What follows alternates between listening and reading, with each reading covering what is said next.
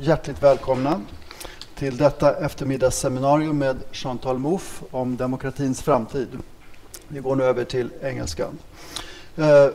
Please welcome everyone to this seminar on the future of democracy with Chantal Mouffe.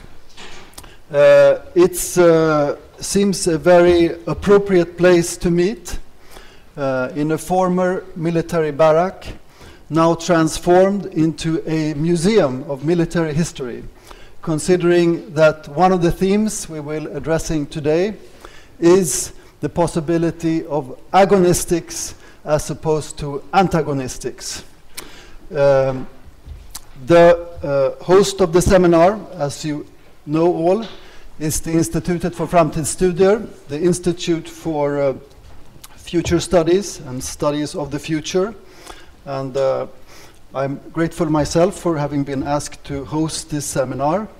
I am Hans Ruin, professor in philosophy at Södertörns högskola.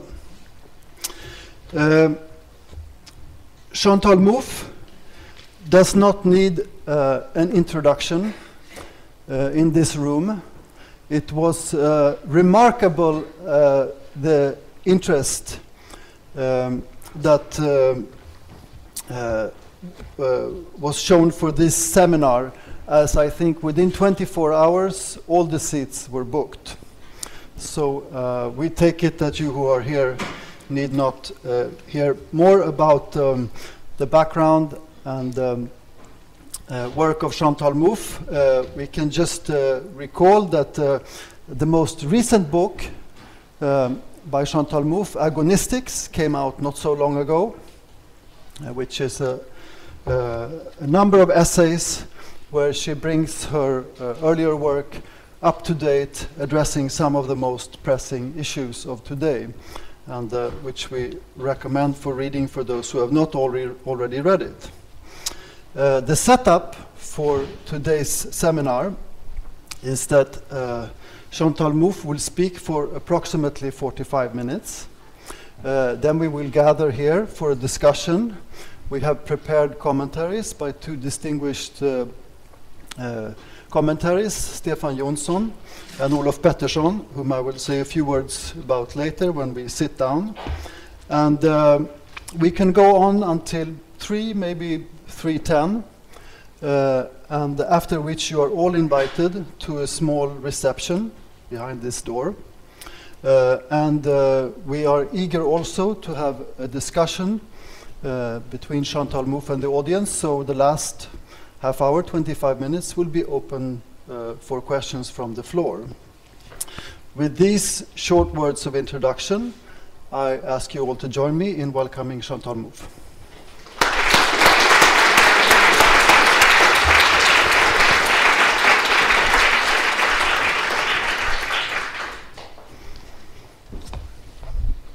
Well, thank you very much. It's a pleasure to be here to speak and discuss with you about the future of democracy. But in order to address the question of the future of democracy, I think it's necessary to begin saying a few things about the present of democracy, because this is what's going to indicate which direction it could take. So let's say a few words about our present condition. One of the assertions that we come across often when we discuss the present condition of democracy is that we are in fact living in what is called a post-democracy. The meaning conveyed by this notion of post-democracy, one of the persons, for instance, who has written on that is the British sociologist Colin Crouch, but he's not the only one to speak about post-democracy. The meaning is that modern democracies, while maintaining the facade of formal democratic principle, are increasingly controlled by privileged elites. The implementation of neoliberal policies have led to the colonization of the state by corporate interest, and crucial political decisions are now taken outside the traditional democratic channels. the loss of legitimacy of democratic institutions manifests itself in a growing phenomenon of depoliticization.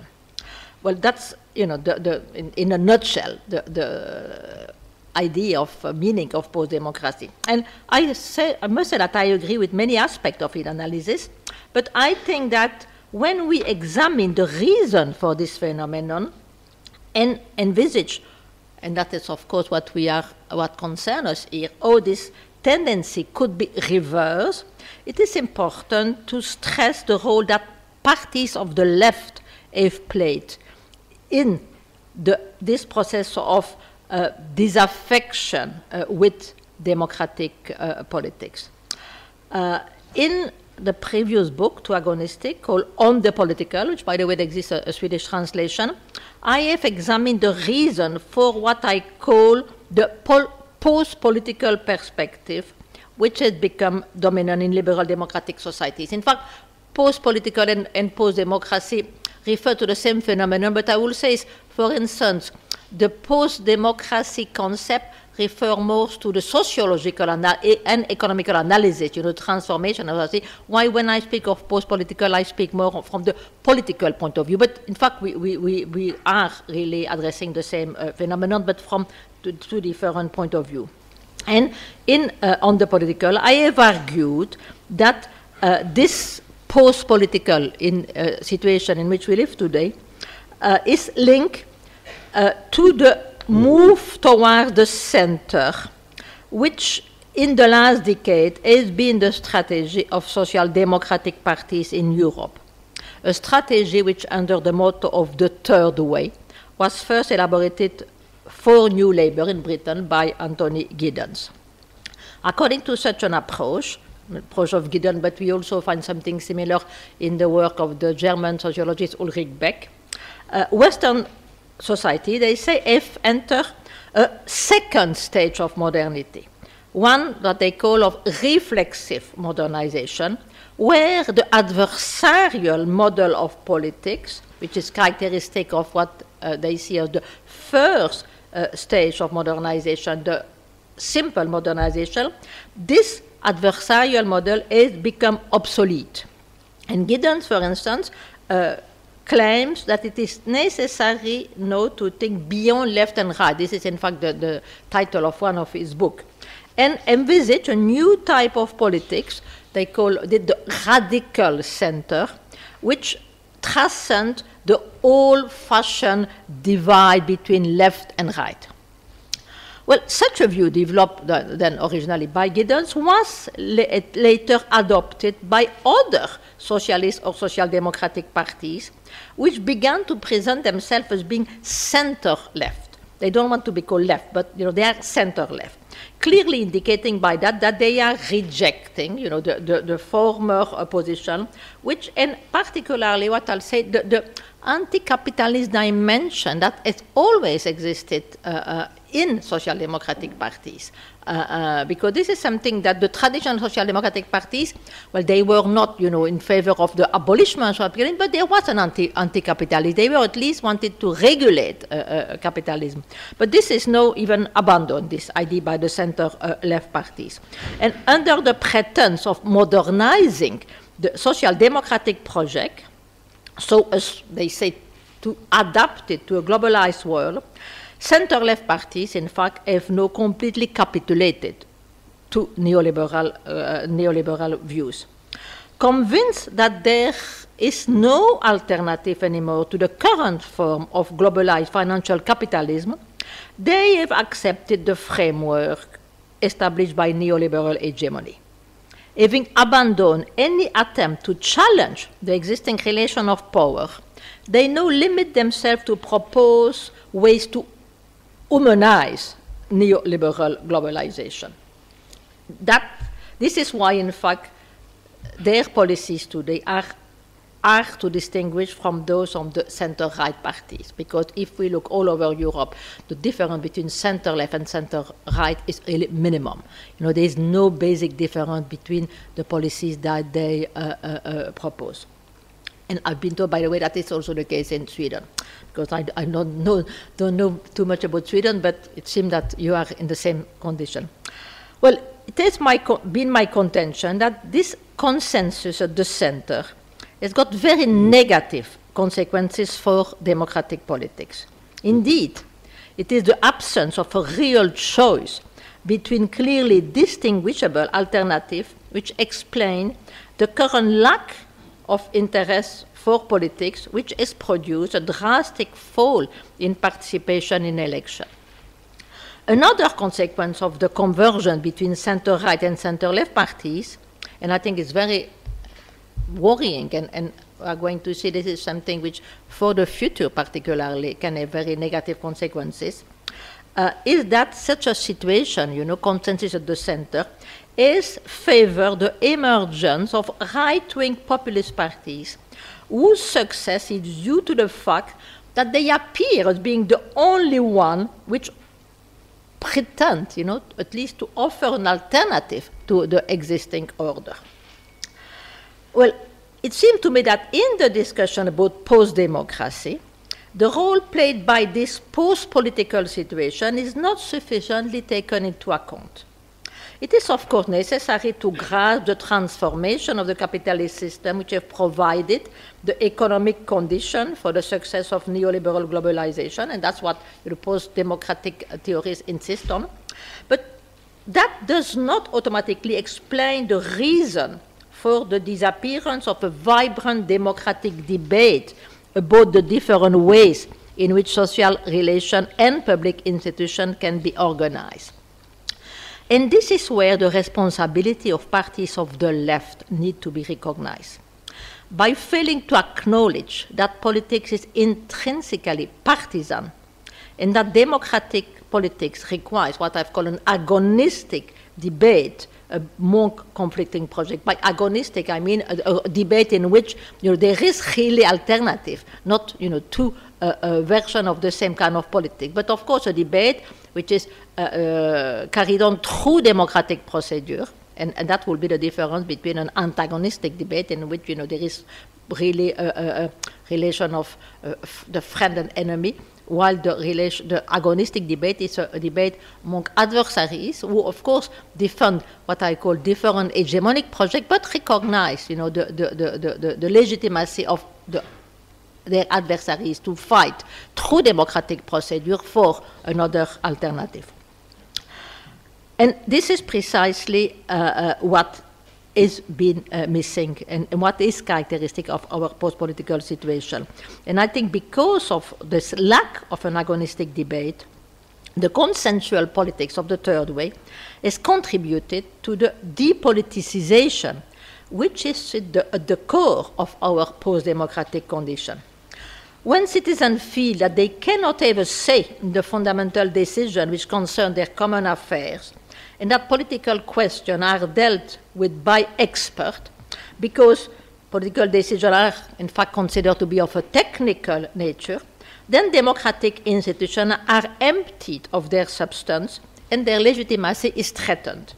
Elections are reduced to providing a rubber stamp for measures imposed by a variety of actors whose interests are not publicly accountable, and the democratic process loses its raison d'être. So this is why I agree that this diagnostic of post-democracy. But I think we need to realize that it is not simply something that can be understood in strictly economic and term.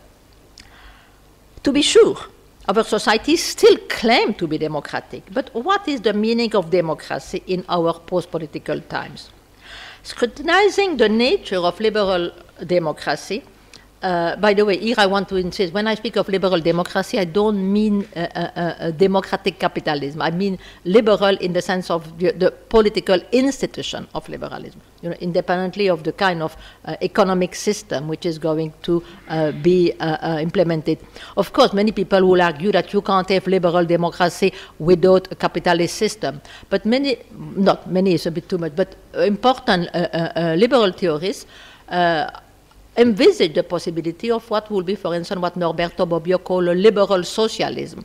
In a sense, liberal democracy linked with a system which will not be a capitalism, which will be socialist, of course, not of the Soviet type, but some form of way of socialization of the means of production. So there is no necessarily antinomy between a liberal democratic political system and some form of economic organization of society which will not be under capitalist.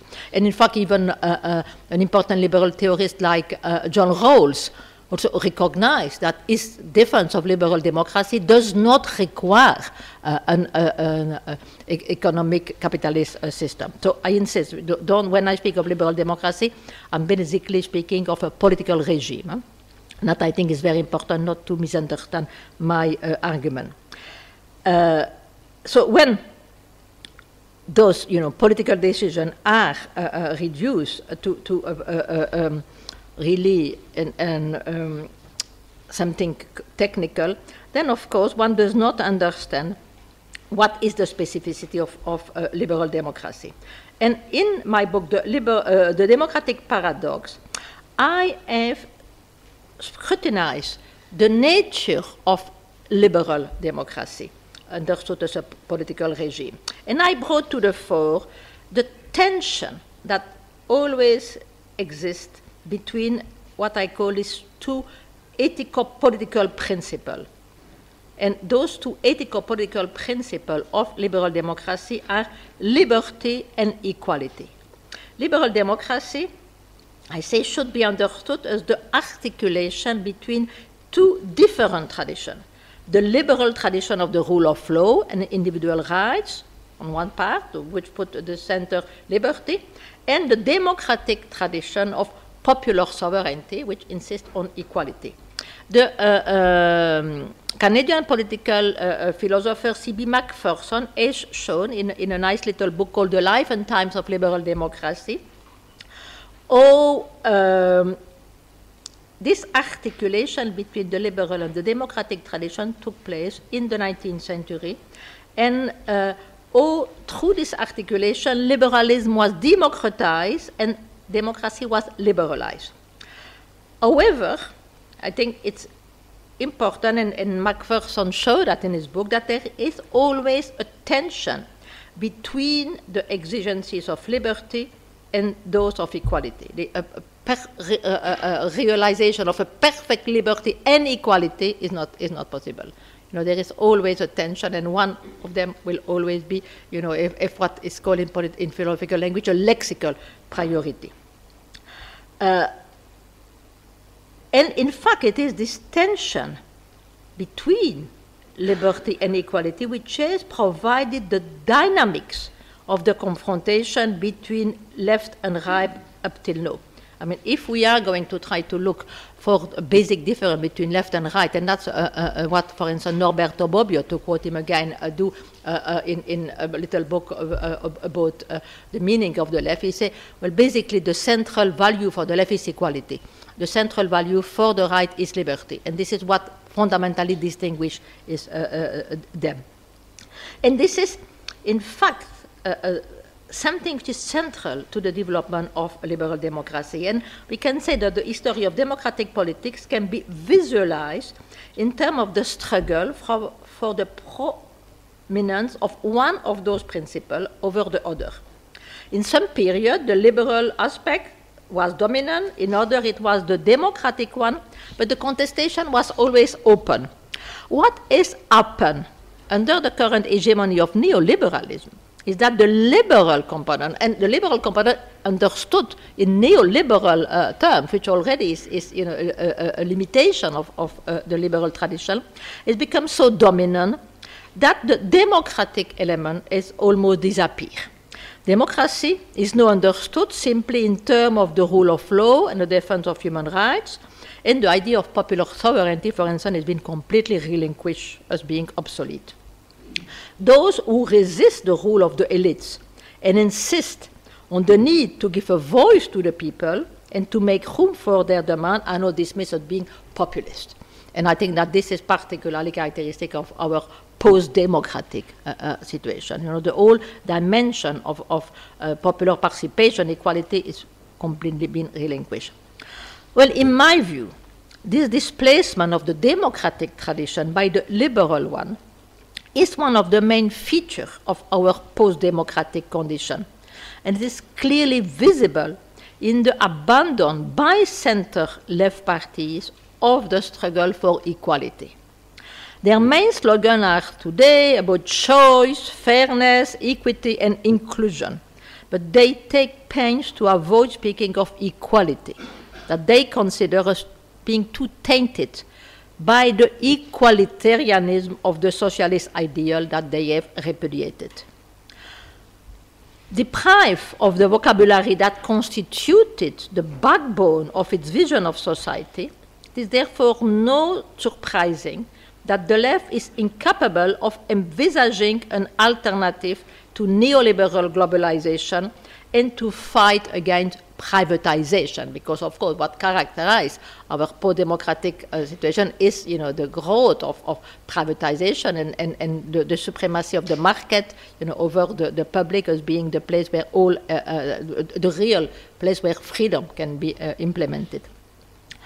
And I want to argue that without abandoning the consensus of the center politic, which is one of the causes of the progressive irrelevance of democratic institutions, there is no hope of escaping the post-democratic trend.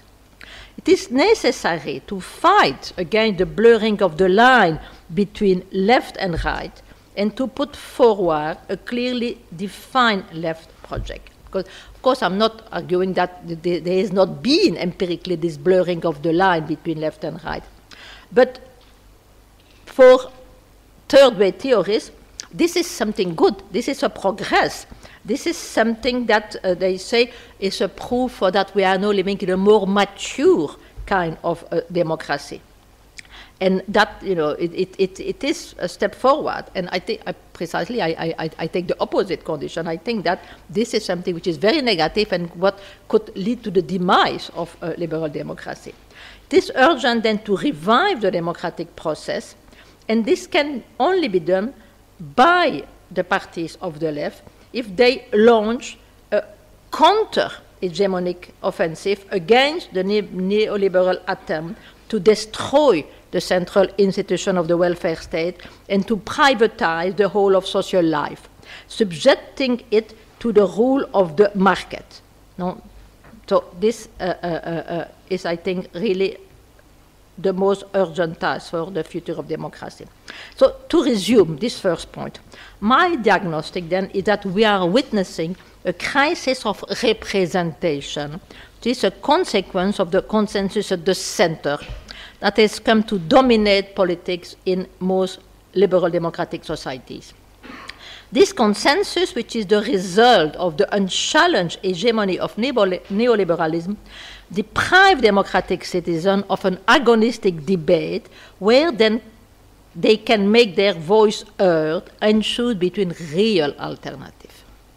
That, you know, I insist again, an agonistic debate is a debate in which you really can choose. There is an alternative to neoliberal globalization. If it's only so, how are we going to manage it? Well, that's not an agonistic debate.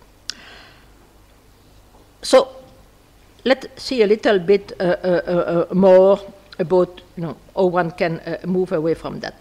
Well, till recently, the rejection of the consensus at the center had come, as I've already indicated, principally from right-wing populist parties. And, of course, it has been articulated into a xenophobic language and usually also an anti-European language. Fortunately, we have begun to witness a different kind of critique of the neoliberalism, thanks to the development of a variety of protest movements, for instance, the Indignados, the Occupy, it's also a rejection of the present state, but from, you know, basically the left. With those, even if many of them will not want to present the left, but let's say call for more progressive side. With those recent protests, we are seeing the emergence of other ways, certainly much more estimable, of reacting against the democratic deficit that characterize our post-democratic societies, and to express the dissatisfaction with the current neoliberal order. If so many people, not only among the youth, but across the whole population, have been protesting, it's because they have lost faith in traditional parties, and they feel that their voice cannot be heard through traditional political channels. As one of the motto of the protesters, and is a motto of the indignados in Spain, say, we have a vote, but we don't have a choice or a voice. You know, we have a vote, we can vote, but we don't have a voice, because, of course, if you only can choose between, often I say to my students jokingly, the difference between center-right and center-left is the difference between Coca-Cola and Pepsi-Cola. So if you wouldn't say that you really have a choice, you know, or a voice when you choose Coca-Cola, Pepsi-Cola. So I think this slogan is, we have a vote, but we don't have a voice. It's precisely what is at the core of the crisis of representation that we are living today. And this is what needs to be really addressed. Well, it must be noted, and I think that that's precisely, you know, why there is no growing reaction from the progressive sector. Is not only, and that's what I find that very important, it's not only anymore right-wing populist parties who are saying there should be an alternative, even if, of course, the alternative that they propose is unacceptable. But also there is no demand for an alternative on the side of, you know, progressive sector. But of course, when it comes to see what those people want, you know, who are protesting from, and that's going to be the center of my presentation here. We've got different interpretation. So different way to interpret the protest movement. Well, to be sure, there is a broad agreement among political commentators on one aspect. The recent protests are not mere reaction to the current austerity measure, because that's what some people say, oh, but that's, you know, because of austerity. No, there's more than that. Those protests reveal a more profound political malaise vis-à-vis democratic institutions, whose crisis they bring to the fore. So I think that there is a crisis of representation. But opinion diverge about, so what do the protesters want? What are they up to in terms of, you know, a new demand? Well, many theories influenced by a certain understanding of radical politics, what I've, in my recent book I call the I oppose two different strategies. One that I put the strategy of exodus, withdrawal from political institutions, which is defended by theorists like who are very popular, like Michael Hart and Antonio Negri. And I oppose to that another strategy, which is a Gramscian strategy of a war of position, engagement with institutions. So we've got two ways. Are we going to withdraw from the institution and try to build something next to it, or are we going to try to engage with those institutions in order to transform them? Those are basically, I mean, two main choices for people who on the left today. And the people who are influenced by Hart and Negri see in recent mobilization a manifestation of what they call the power of the multitude, constructing new form of social relation outside traditional institutions. They celebrate them as the realization of the common. The common is not the big, you know, word. They say we've got abandoned the idea of the state, of the public, only work toward the realization of the common. And they present, for instance, their encampments, which of course is an important characteristic of those protests, as prefiguration of what Hart and Negri call absolute democracy.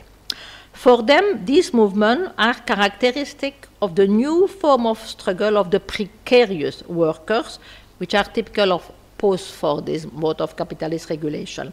And they argue, for instance, that the Spanish indignados, with their call for democracia real, yeah, real democracy, no, that was the call of the indignados. They say what they advocate, in fact, is a radically different understanding of democracy. They even go to the point of saying what those people want is not direct democracy, because direct democracy is still too representative. What they want is a totally different understanding of democracy, a democracy beyond representation, a democracy in actu, and they call that a presentist democracy. And presentist democracy is, in their view, the opposite, total opposite of representative democracy. It is a matter of collective practice without any claim to government. They are against any form of representation altogether, and they express a total rejection of representative liberal democracy. So this is the interpretation of the protest, recent protests, by the theorists which are influenced by Hart and Negri approach. Well, I of course disagree with this view, and I want to propose a different interpretation of those protest movements. In my view, understood as refusal of the post-political order, current protests can be read as a call for a radicalization of liberal democratic institutions, not for their rejection. What they exact are better, more inclusive forms of representation. To satisfy their demand for voice, existing representation have to be transformed, a new one established, so as to create the condition for an agonistic confrontation where the citizen will be offered real alternative. Because I think that precisely the problem today is the lack of an agonistic confrontation, the lack of alternative.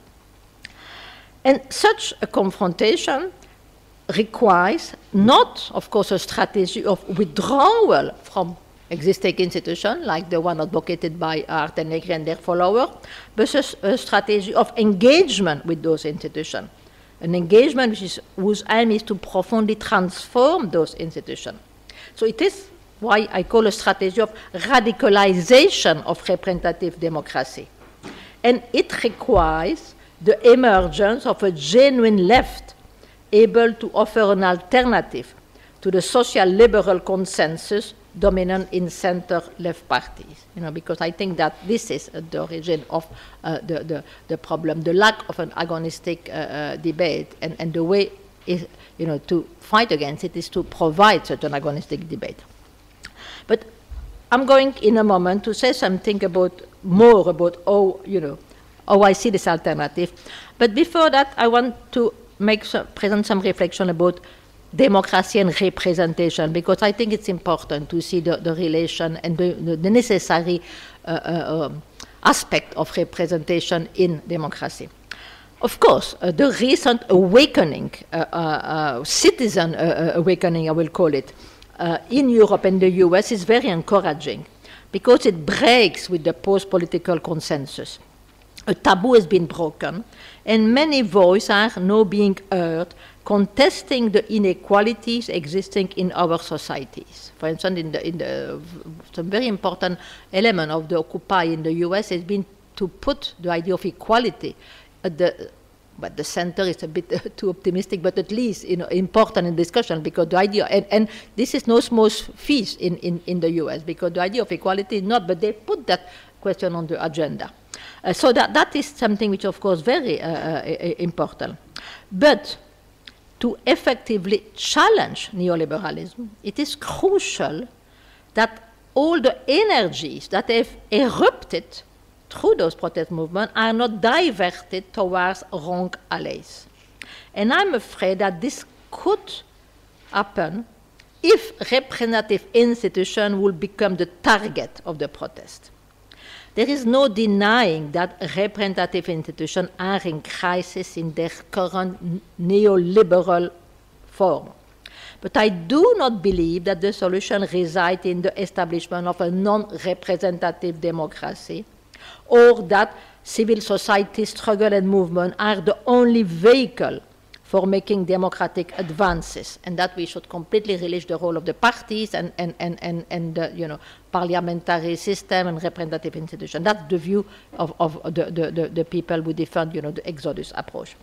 Of course, such views are popular because they chime with the idea, fashionable among certain sectors of the left, that the multitude, for them, of course, they say we can't anymore speak about the proletariat, and I agree with that. I mean, we can't, the condition have changed absolutely in such a condition that we need to, but to say that no is the question, it's a multitude, I mean, it's something that does not really explain the multiplicity of the differences which exists among what I will call still, and I will come to that in a moment, the people.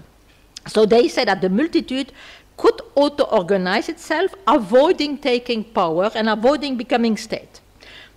I think that such an anti-political approach, which we find among many activists involved in the various movements of the outrage, is very worrying, because it forecloses the possibility of designing an adequate strategy for their struggle. When representation is seen as the problem, the aim cannot be to engage with current institutions so as to make them more representative and more accountable, but then the idea would be that we need to discard them entirely. And then the objective of the movement will be visualized in terms of an exodus from the given form of democracy on the ground that attempting to transform existing institutions is vain, and that representative democracy is to be relinquished. Many among those who reject representation identify representative democracy with its current post-democratic form and with the actual workings of the parliamentary system. They do not see that the problem concerns the way representative institutions function at the moment, and the fact that so many voices are excluded from representation. So it's not representation per se, it's the way it functions, so, which is the problem. And what needs to be challenged is the lack of alternative offered to the citizen, not the very idea of representation. A pluralist democratic society cannot exist without representation. To begin with, as the anti-essentialist approach, this is the approach that we develop in our book with Ernesto Laclau, Hegemony in Socialist Strategy, but that informs all of my work. This anti-essentialist approach makes clear that identities are never already given. They are always produced through identification, through a series of discourses, and this process of identification is a process of representation. It is through representation that collective political subjects are created. They do not exist beforehand. So it's not that the political subject exists and then have to be represented. They are created through representation. Every assertion of a political identity is thereby interior, not exterior to the process of representation. That's the first point. In order to say that democracy cannot exist without representation.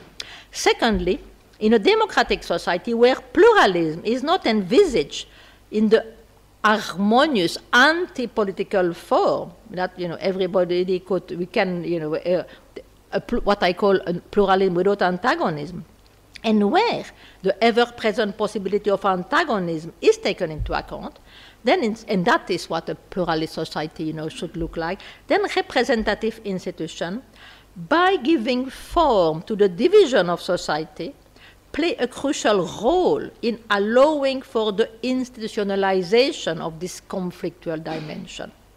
So this is why, a pluralist democracy requires representation. It cannot exist without representation.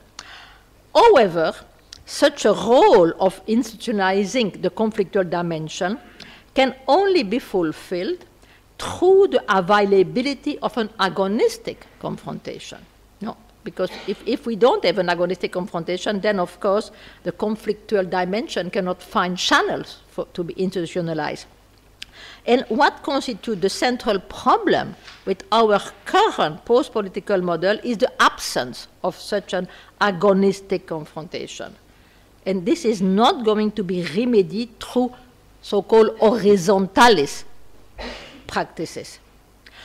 This is not to say, and I want to insist on that because I don't want to be misunderstood, that those type of activism, that we've seen in the different protest movements, are not valuable. They are valuable. Not only can they raise consciousness and also can bring to the fore issues that are neglected through the traditional channels, but they also provide a realm for the cultivation of different social relations. But what I contend is that those practices, besides, by the way, the fact that they always entail a dimension of representation, but those practices cannot provide a substitute for representation, for representative institution. And that it is necessary to establish a synergy between those practices and other more traditional institutional form of struggle.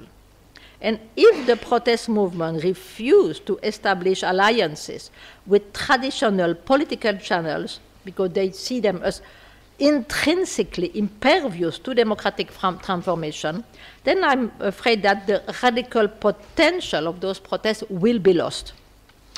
And amazingly, I must say, some activists are still celebrating the horizontalist experience in Argentina in 2001. I mean, the famous piqueteros, presenting them as the model to follow, while without acknowledging the limit of such a strategy. They do not seem to realize that the democratic advances that have taken place there, as well as in several other South American countries, and I think that in the last 10 years, I mean, very important democratic advances have been realized there, but they've been possible through an articulation between social movement, parliamentary struggle, and of course, progressive government have played a very important role in those movements. So the role of the state is not the enemy. The state it's a terrain of struggle, and the state can play a very important role in democratization of society. So I think that if there are experiences from which the European left can learn, it is from those progressive government, not from the horizontalist experience of the piqueteros.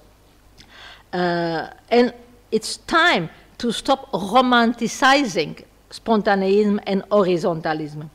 The call for democracy that is now being voiced in a variety of quarters can only produce lasting effect if the activists involved in those movements, instead of implementing a strategy of withdrawal, accept becoming part of a progressive collective will, a collective will that will be engaged in what Gramsci called a war of position, to radicalize democratic institutions and to establish a new hegemony. So, I mean, the situation is promising in a sense, but we can't be too optimistic because all those protests can, in fact, we are already seeing that they existed, but then what is left of Occupy in the U.S., for instance, and where things have become more institutionalized is when there's been, and I'm coming to that in a moment while I speak of Greece, an articulation between the protest movement and more, traditional parties and institutions. So it is very important to really see that the problem is not representation per se, but is the actual state of representative democracy and the lack of an agonistic debate. So I've argued earlier that to address the crisis of representative democracy and to foster an agonistic debate, what is needed is a formulation of a left project offering an alternative to our current post-democratic condition. Post-democratic condition, which I remind you, I see as a consequence of the unchallenged neoliberal hegemony. I would like to explain now why I think that this project should take the form of a left-wing populism movement. I know that some people are going to, react negatively to that because, you speak of populism and automatically people react. But, I want to make the case for a left-wing populism. As I have already suggested, The crisis of representative democracy is not a crisis of representative democracy per se, but a crisis of its current post-democratic incarnation. And this is due, and I repeat again because I think it's crucial, to the lack of an agonistic debate, which is the consequence of the consensus at the center, which has been established between center-right and center-left parties. In order to foster an agonistic debate, it is necessary to first revive the left-right confrontation. That's absolutely central. But this cannot consist simply in the development of a good left party, a new left party that will be on the same line. It is necessary, but it's not sufficient. A left party, of course, we need a left party committed to a counter-hegemonic project in order to mobilize a manifold of democratic, sorry, I'm going too quickly here. So we need that. But in order to mobilize a manifold of democratic forces, all those forces which have been, expressing themselves forward in protest movement, which are potential there, it's also vital to establish a synergy between such a party and the variety of progressive civil society movement.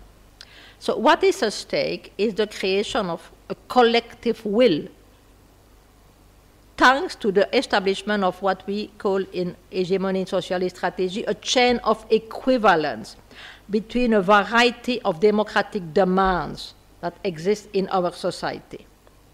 Here, of course, the question is that we can't speak anymore the left in terms of class politics, because the parties of the left, for instance, have been too much taught in terms of, we represent the working class, the workers. And of course, it's still important to represent that, but there are many other demands, coming from many other sectors that need to be taken up by a left project. And those demands tend to be expressed not necessarily through party form, but through civil society movement, environmentalism, those are demands which are important for a left-wing project, but it's important also, and that's what we call to create a chain of equivalence between all those different demands.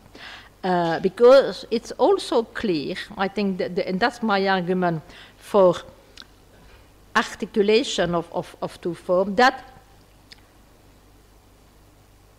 the multiplicity of those democratic demands, they cannot all be represented through the verticalist party form. Most, if not many of those demands, emerge through horizontalist social movement. And it is not possible, nor, I would say, desirable, to try to unify them all under the verticalist mode. It's not to say, okay, join the party of the left, and we'll have a party. No, I think it's important to recognize the specificity and the different form of organization of those demands. So what is needed is a new form of political organization that could articulate the two modes, the most traditional verticalist and horizontalist. And this is what I mean by, and how I envisage the nature of a left-wing populist movement. And I want to give an example of this left-wing populism. It is the case of Syriza in Greece. I think it can serve as a very good illustration of the approach that I'm advocating. Well, Syriza is a coalition of several left parties, so it's already not a traditional party. But it's a coalition that also left parties working with civil society movement. And in fact, what is interesting in Greece is that, for instance, they were at the beginning, of course, form of Greek indignados, horizontalists, but they decided, they move, when Syriza began to organize, they move, no, they are part of this vast populist, left-wing populist mobilization around Syriza. And the objective of this collective will popular movement is not at all, anti-representative. The contrary, it is they want to come to power through election. In fact, it's not at all impossible.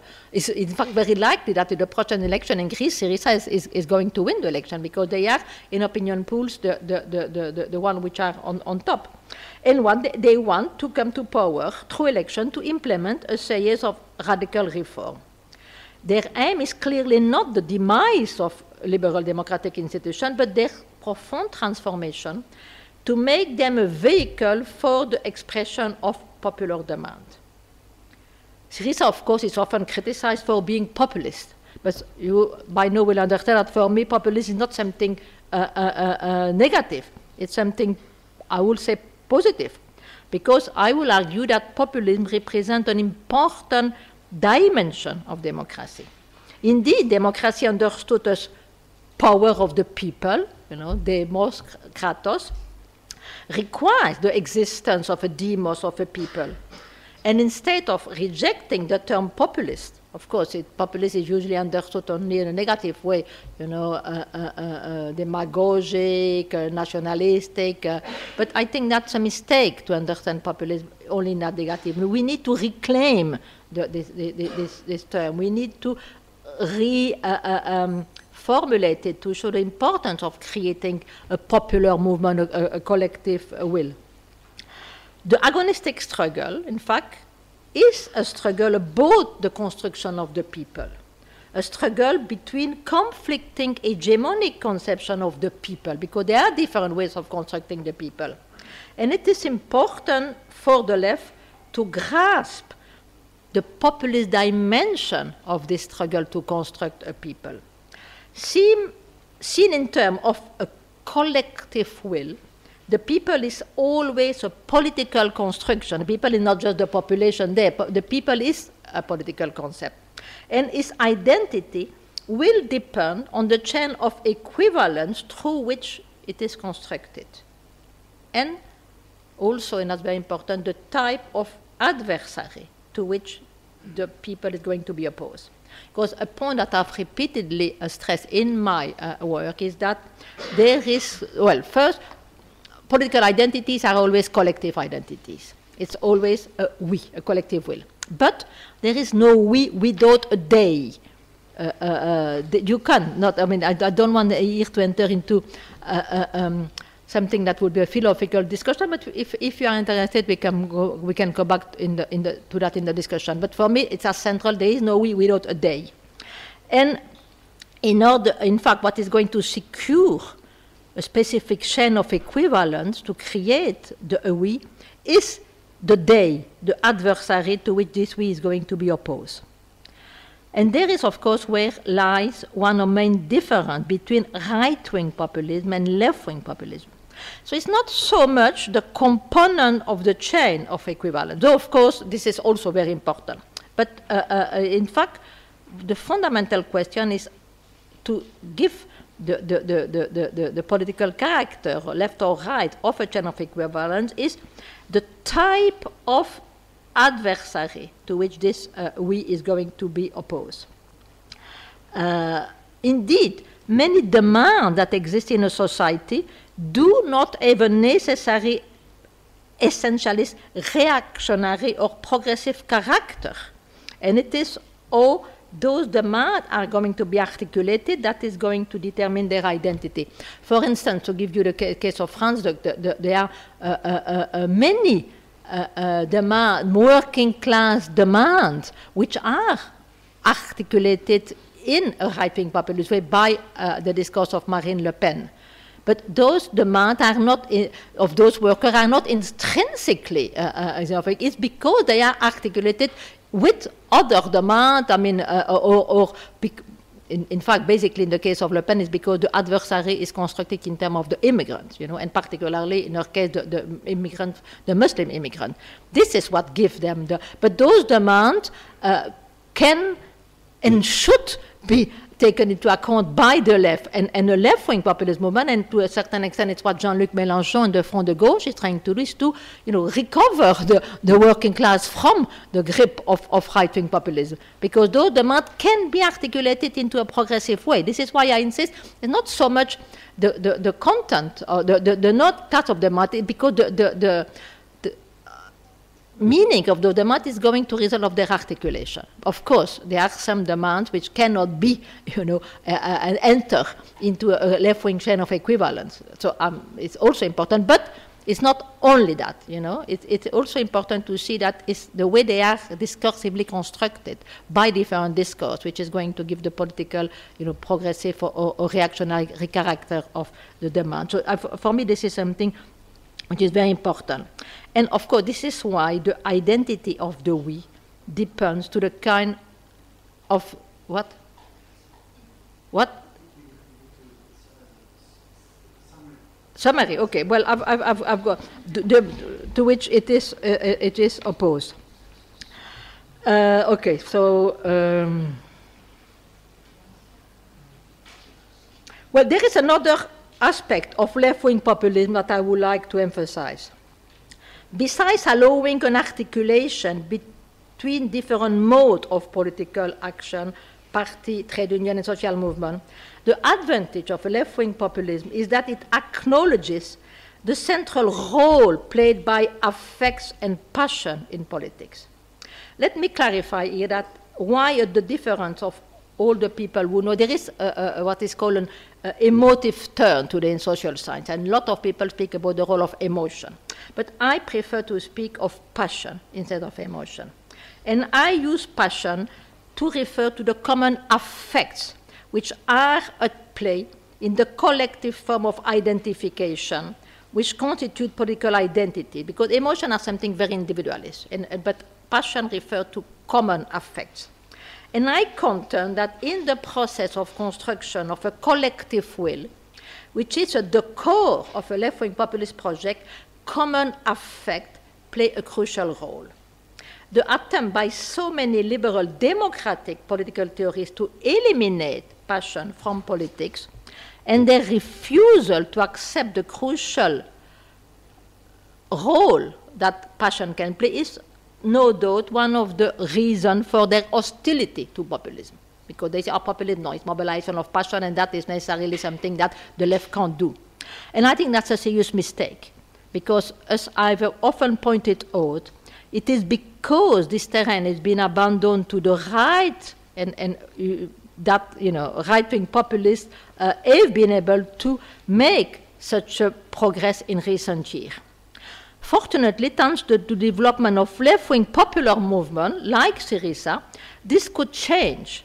And it is urgent to understand that and I'm really adamant about that, I'm absolutely convinced, the only way to fight against right-wing populism is through left-wing populism.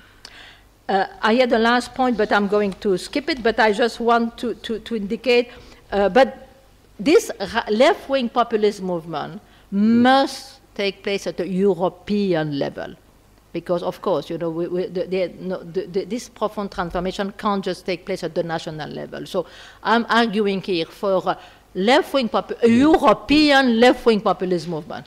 And I think that this is really, for instance, there is already a party, which is the party of the European left, which is going, by the way, to present Alexis Tsipras, the leader of Syriza, as a candidate for the new commissioner. Of course, it doesn't have any chance of winning. But I think that it could be the beginning of an agonistic debate at the level of Europe, because I think it's time for people to realize that there is an alternative to neoliberal Europe. And that if we are against neoliberal Europe, we do not need to say, well, we are against Europe. The present crisis is not a crisis of the European project. It's a crisis of the neoliberal incarnation of the European project. And this is definitively why I think we need a European left-wing populist movement. Thank you.